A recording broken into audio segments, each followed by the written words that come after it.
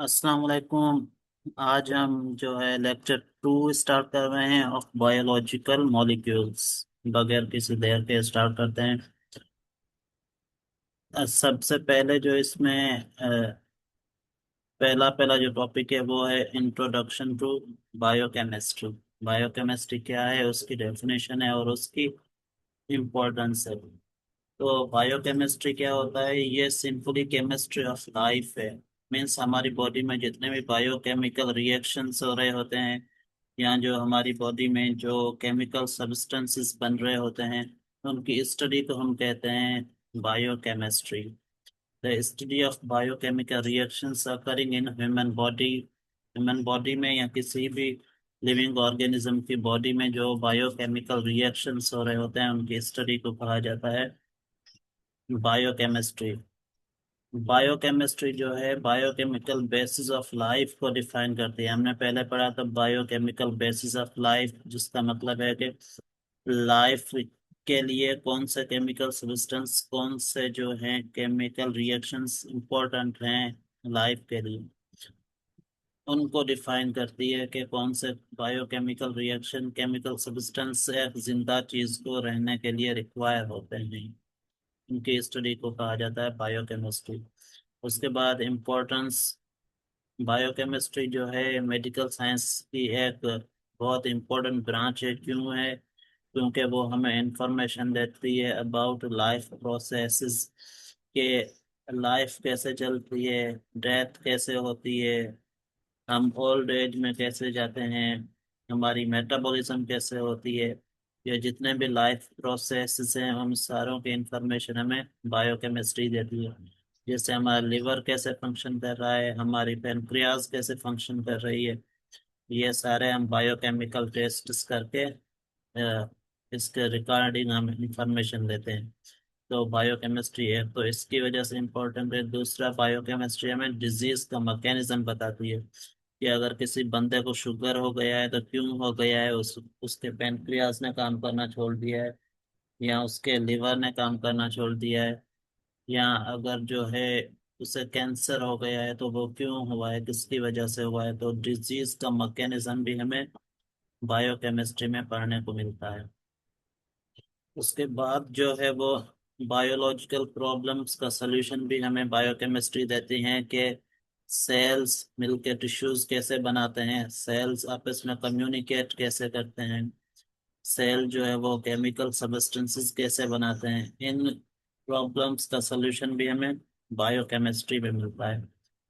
उसके बाद जो है सेल की जो केमिकल कंपोजिशन है और उसमें जो रिएक्शन हो रहे होते हैं वो भी हमें बायोकेमिस्ट्री बताती है कि सेल में कौन कौन से एलिमेंट मौजूद हैं, कौन कौन सा एलिमेंट जो है वो इम्पोर्टेंट है सेल में, किस एलिमेंट, अगर कोई एलिमेंट ना हो तो क्या होगा, ये भी हमें बायोकेमिस्ट्री बताती है। तो बायोकेमिस्ट्री मेडिकल साइंसेज की एक इम्पोर्टेंट ब्रांच है।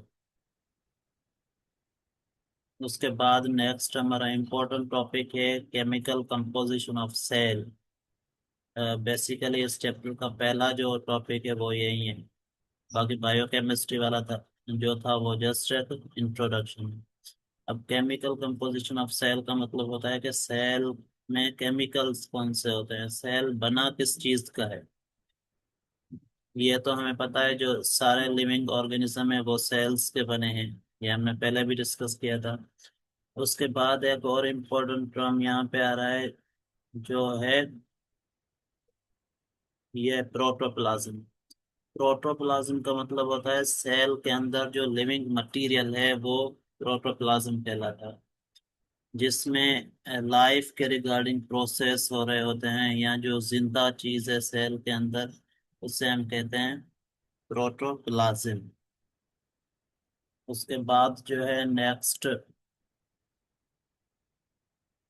उसके बाद है सेल की एक इम्पोर्टेंट पॉइंट है कि सेल की एग्जैक्ट कंपोजिशन का हमें पता नहीं कि सेल के एग्जैक्ट कंपोजिशन क्या है। डिफरेंट टेक्स्ट बुक आप देखेंगे तो आपको उसमें डिफरेंट कंपोजिशन मिलेंगी। इसकी वजह से सिंध बोर्ड ने जो है एक एवरेज निकाल के उसकी कंपोजिशन हमें बताई हुई है कि ये सब्सटेंसेस सेल में मौजूद है ऑन एवरेज बेसिस। उसकी एग्जैक्ट कंपोजिशन अभी तक हमें पता नहीं है। उसके बाद वाटर इन द सेल, हमें पता है कि जो सेल में 70 to 90% वाटर होता है। सेल जो कंसिस्ट करता है 70 to 90% वाटर। वाटर एक इम्पोर्टेंट बायोलॉजिकल सॉल्वेंट है। जो सारे रिएक्शंस हो रहे होते हैं सेल में, वो उसके लिए सॉल्वेंट जो है वो वाटर है। वाटर में सारे रिएक्शन हो रहे होते हैं। अगर वाटर ना होता तो सेल में रिएक्शंस ना होते। इसलिए सेल का जो मोस्ट ऑफ द वेट जो है वो वाटर का होता है। उसके बाद जो है, ये हमने पढ़ लिया, water is therefore a major component of living matter. Water सबसे ज्यादा इंपॉर्टेंट है लिविंग सेल में। उसके बाद है dry weight of the cell. Dry weight of the cell का मतलब होता है कि जब अ, आप वाटर को निकाल लें, बाकी जो चीजें बचेंगी उनका हम वेट करेंगे, उसको हम बोलेंगे dry weight of the cell. जैसे यहाँ पे इसकी डेफिनेशन भी लिखी हुई है, व्हेन वाटर इज रिमूव्ड और evaporated from the cell, the remaining mass is called dry weight of the cell. जब वाटर को रिमूव कर दें या वाटर एवापोरेट हो जाए तो रिमेनिंग जो मास होता है, जो सेल की ऑर्गेनेलीज होती हैं, जो साइटोप्लाज्म है, जो माइटोकॉन्ड्रिया है, जो न्यूक्लियस है, ये इन सारों का हम फिर वेट करेंगे। उस वेट को हम कहेंगे dry weight of the cell. अब dry weight of the cell में क्या होता है, carbon containing long chain molecules होते हैं, जिनको हम ऑर्गेनिक मॉलिक्यूल्स कहते हैं। वो हम आगे देखते हैं कि कौन से मॉलिक्यूल्स हैं इसमें।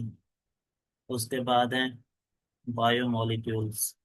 बायोमोलिक्यूल्स कौन से हैं, कार्बन कंटेनिंग कंपाउंड जो लिविंग ऑर्गेनिज्म में प्रेजेंट हो उन्हें हम कहते हैं बायोमोलिक्यूल्स। और बायोलॉजिकल मॉलिक्यूल्स भी हमको कहा जाता है। इनकी सिंपल डेफिनेशन है, ऐसे कंपाउंड जिनमें कार्बन मौजूद हो और वो लिविंग ऑर्गेनिज्म में प्रेजेंट हो, उनको कहा जाता है बायो मॉलिक्यूल्स।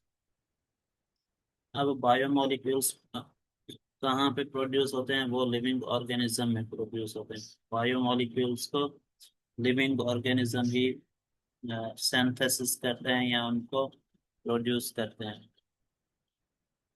उसके बाद है major elements of biomolecules. Biomolecules के मेजर एलिमेंट कौन से हैं। अब बायोमोलिक्यूल्स के मेजर एलिमेंट्स कौन से हैं, कार्बन है, हाइड्रोजन है, ऑक्सीजन है, नाइट्रोजन है, फास्फोरस है और सल्फर है। ये जो 6 एलिमेंट्स हैं ये सेल में आपको मिलेंगे या लिविंग ऑर्गेनिज्म इनको सिंथेसाइज करते हैं। और लिविंग ऑर्गेनिज्म के लिए ये इम्पोर्टेंट मॉलिक्यूल्स हैं। इनको कहा जाता है बायोमोलिक्यूल्स। या ये जो एलिमेंट है ये मिलके बायोमोलिक्यूल्स को बनाते हैं। उसके बाद फंडामेंटल टाइप्स ऑफ बायोमोलिक्यूल्स। जो बायोमोलिक्यूल्स हैं उनके टाइप्स क्या हैं या वो कौन कौन से हैं बायोमोलिक्यूल्स। ठीक है, तो बायोमोलिक्यूल्स क्या हैं, 5 मेजर ग्रुप्स हैं उनके। उनको हमने डिवाइड किया हुआ है according to their functions and structure in the cell. सबसे पहले कार्बोहाइड्रेट्स आ जाता है, जो कि लिविंग सेल में सबसे ज्यादा हम इस्तेमाल करते हैं कार्बोहाइड्रेट्स को। उसके बाद प्रोटीन्स हैं, उसके बाद लिपिड्स हैं, उसके बाद न्यूक्लिक एसिड्स हैं, उसके बाद कॉन्जुगेटेड मॉलिक्यूल्स हैं। ये 5 जो बायोमोलिक्यूल्स हैं वो सेल में पाए जाते हैं। अब हम इनको देखते हैं बायोमोलिक्यूल्स, उनके यूनिट्स के बायोमोलिक्यूल किसके बने हैं और उनमें बॉन्ड कौन सा मौजूद है। अभी हम इनको डिटेल में नहीं पढ़ेंगे, अभी जस्ट इनकी एक दो ये चीजें पढ़ेंगे ताकि जहन में आ जाए कि कौन से बायोमोलिक्यूल्स हैं और उनमें जो है बॉन्ड कौन सा प्रेजेंट है। अभी जस्ट ये पढ़ेंगे, फिर जब हम आगे चलेंगे तो उसमें हम पढ़ेंगे कि इनको डिटेल्स में पढ़ेंगे। तो सबसे पहले जो बायोमोलिक्यूल है वो है कार्बोहाइड्रेट्स। कैसे बनता है, मोनोसेक्राइड के यूनिट्स मिलके कार्बोहाइड्रेट को बनाते हैं। बॉन्ड कौन सा इनके बीच में प्रेजेंट होता है, उस बॉन्ड को हम कहते हैं ग्लाइकोसिडिक बॉन्ड। उसके बाद जो है प्रोटीन्स हैं। प्रोटीन का बेसिक यूनिट अमाइनो एसिड्स है, और इनके बीच जो बॉन्ड प्रेजेंट होता है उनको हम कहते हैं पेप्टाइड बॉन्ड और पेप्टाइड लिंकेज। उसके बाद है लिपिड्स।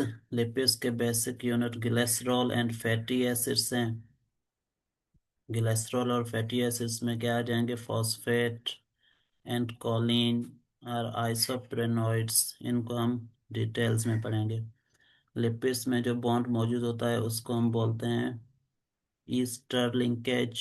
ईस्टर प्रेजेंट होता है, carbon carbon double bond present होता है, और कार्बन कार्बन सिंगल बॉन्ड भी लिपिड्स में प्रेजेंट होता है।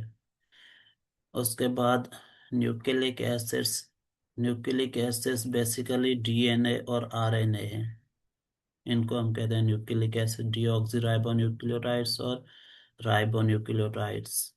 इनमें कौन सा बॉन्ड प्रेजेंट होता है, न्यूक्लिक एसिड या डीएनए आरएनए में या एटीपी में जो बॉन्ड प्रेजेंट होता है उसको हम कहते हैं फॉस्फोडाइईस्टर बॉन्ड और फॉस्फोडाइईस्टर लिंकेज।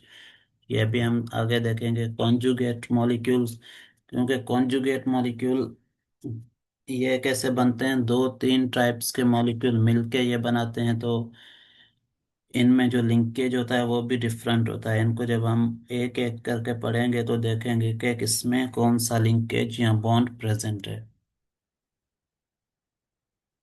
उसके बाद है केमिकल कंपोजिशन ऑफ सेल। ये हमने पहले डिस्कस कर लिया था कि एवरेज जो केमिकल कंपोजिशन है वही हम डिस्कस करते हैं, क्योंकि एग्जैक्ट का हमें पता नहीं है। तो ये चीज़ें आपको याद रखनी है। Chemical composition of bacterial and mammalian cell की जो केमिकल कंपोजिशन है उससे हम देख लेते हैं। वाटर मॉलिक्यूल बैक्टीरिया में 70% होता है और ममालियन सेल में भी 70% होता है। प्रोटीन्स बैक्टीरियल सेल में 15% है, ममालियन सेल में 18% है। कार्बोहाइड्रेट्स बैक्टीरिया में 3%, ममालियन सेल में 4%।